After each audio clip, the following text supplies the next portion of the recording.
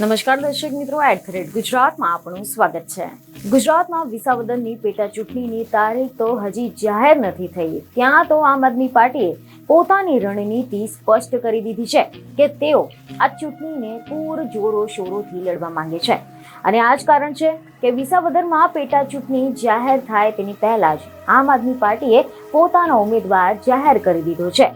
આમ આદમી પાર્ટીએ ગોપાલ ઇટાલિયાને ઉમેદવાર બનાવ્યો છે, ત્યારે બધાની જ સાથે કોંગ્રેસ સાથેના આમ આદમી પાર્ટીના ગઠબંધનને લઈને કેટલાક પ્રશ્નો ઉઠ્યા છે।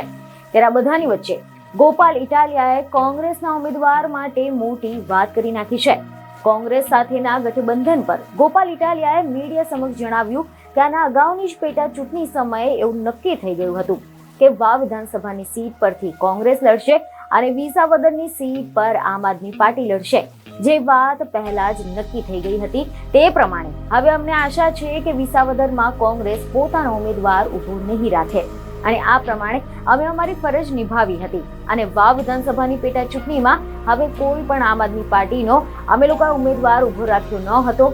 આ પ્રમાણે અમે ફરજ બજાવી છે અને વાવ વિધાનસભાની પેટા ચૂંટણીમાં કોઈ પણ આમ આદમી પાર્ટીનો ઉમેદવાર ઉભો રાખ્યો ન હતો, માટે અમને આશા છે અને વિશ્વાસ પણ છે કે જે વાત પહેલા ફાઇનલ થઈ ગઈ હતી તે પ્રમાણે હવે વિસાવદરમાં કોંગ્રેસ પોતાનો ઉમેદવાર ઉભો નહીં રાખે। તો બીજી તરફ ખબરો એવી મળી રહી છે કે વિસાવદર બેઠકને લઈને કોંગ્રેસના પ્રવક્તા મનીષ દોશીનું પણ નિવેદન સામે આવ્યું હતું। તેમણે જણાવ્યું કે હજુ તો ચૂંટણી જાહેર પણ થઈ નથી, ત્યારે એક તરફી આમ આદમી પાર્ટીએ પોતાના અનુકૂળતા મુજબ નામ જાહેર કરી દીધું છે। એક તરફ કોંગ્રેસનો સહારો લેવો છે અને બીજી તરફ કોંગ્રેસ પક્ષ પર ખોટા આક્ષેપ કરવા એ કેટલા વ્યાજબી? આમ આદમી પાર્ટીએ આત્મનિરીક્ષણ કરવું જોઈએ, કોની સાથે ગઠબંધન કરવું। સ્થાનિક ચૂંટણીમાં આમ આદમી પાર્ટીએ ડિપોઝિટ પણ ગુમાવી છે અને હાલ વિસાવદરની પેટા ચૂંટણી જાહેર થઈ નથી અને યોગ્ય સમયે કોંગ્રેસ પક્ષ એ સ્થાનિક નેતૃત્વ સાથે ચર્ચા કરીને નિર્ણય કરશે।